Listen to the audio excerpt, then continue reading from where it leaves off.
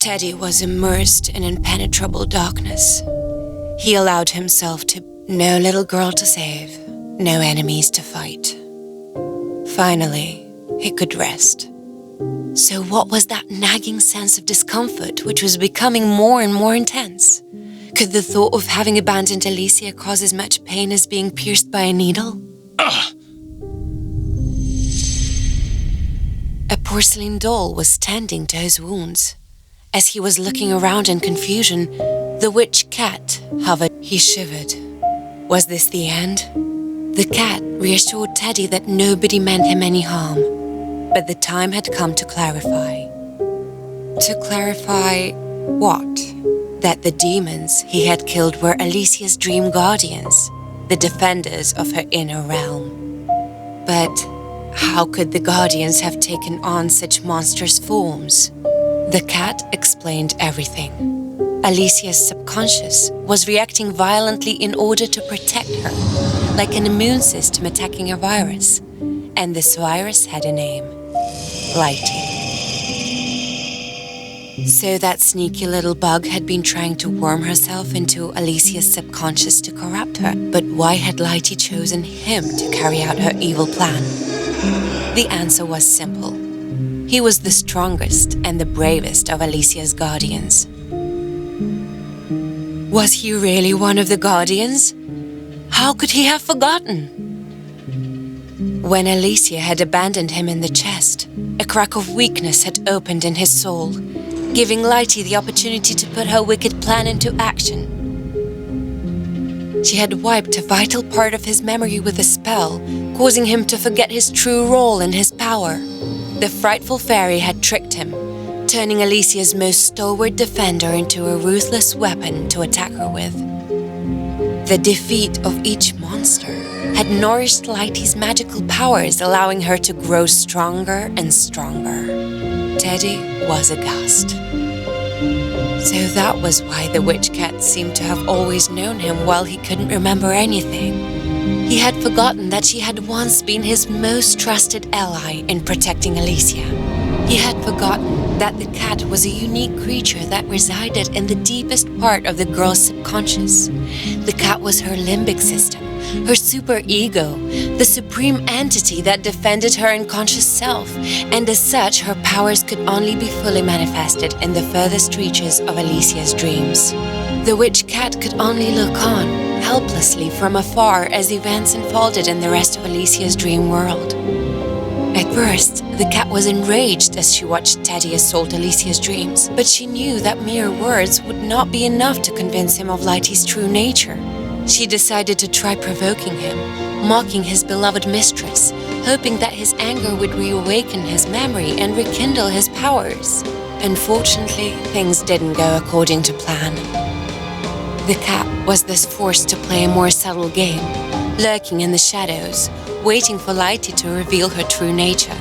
Each time the witch cat met Teddy, she had absorbed as much of his power as possible in order to heal the wounded guardians.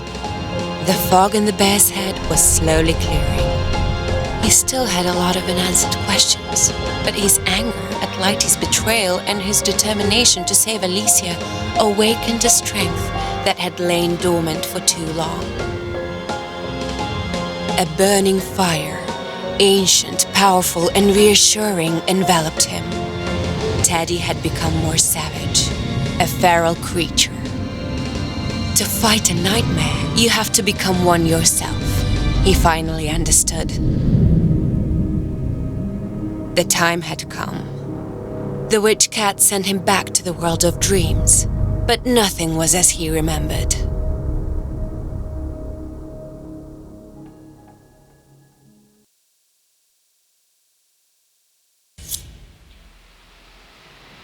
What in tarnation happened here?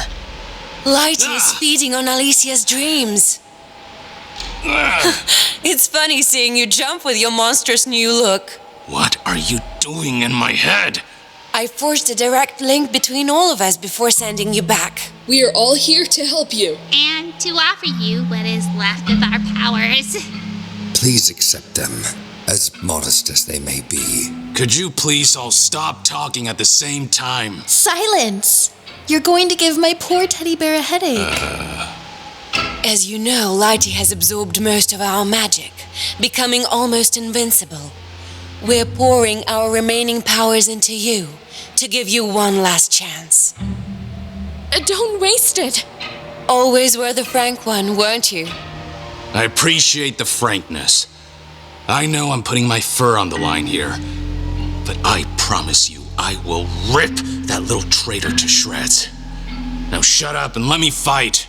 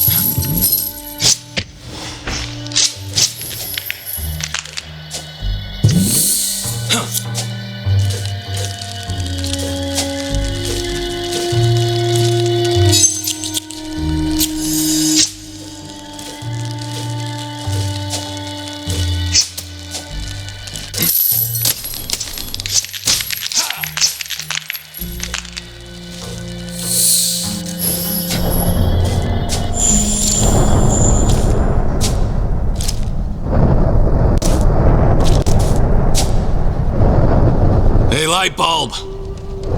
How much did you eat while I was away? You? How can you still be alive? I have absolutely no intention of getting killed without destroying you first. Do your worst. I am now a goddess in this world.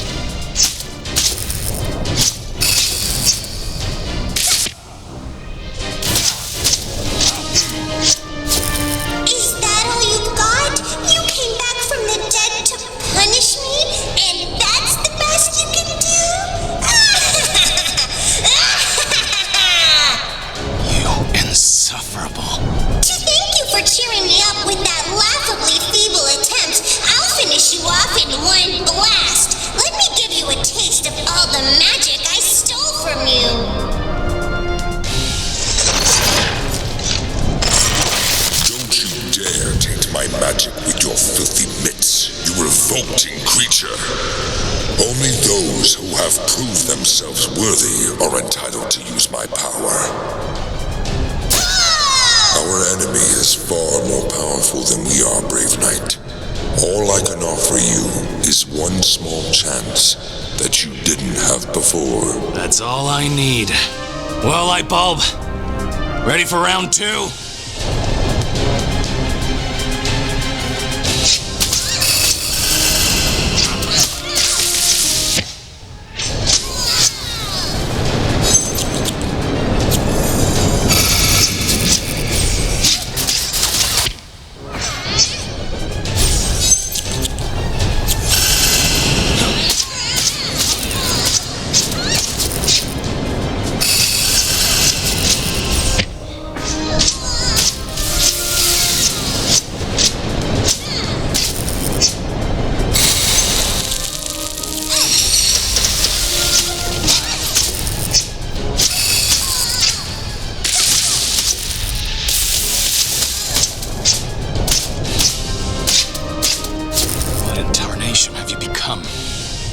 You call yourself a goddess. Shut up, insolent bear! Your light was supposed to protect and reassure Alicia. Instead, it was hiding your true nature. How dare you judge me? Have you seen yourself in the mirror recently, you monster? My appearance reflects exactly what I am. A furious bear who's going to kill you. There's still time to see the error of your ways. It doesn't have to end like this. No, Bear. This is exactly how it's supposed to end.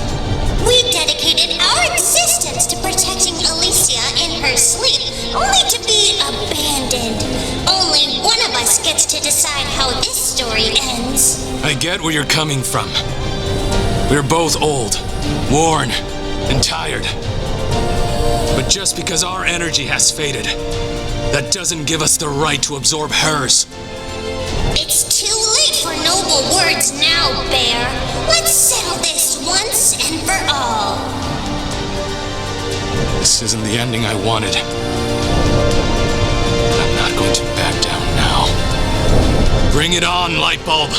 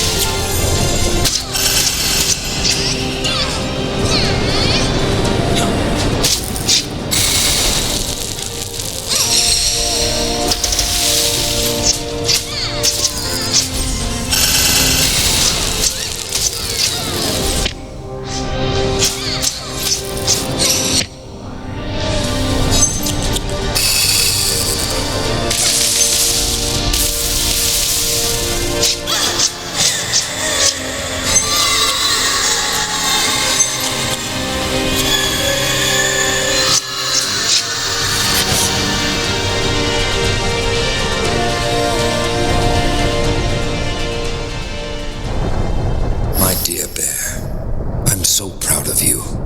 Alicia is safe.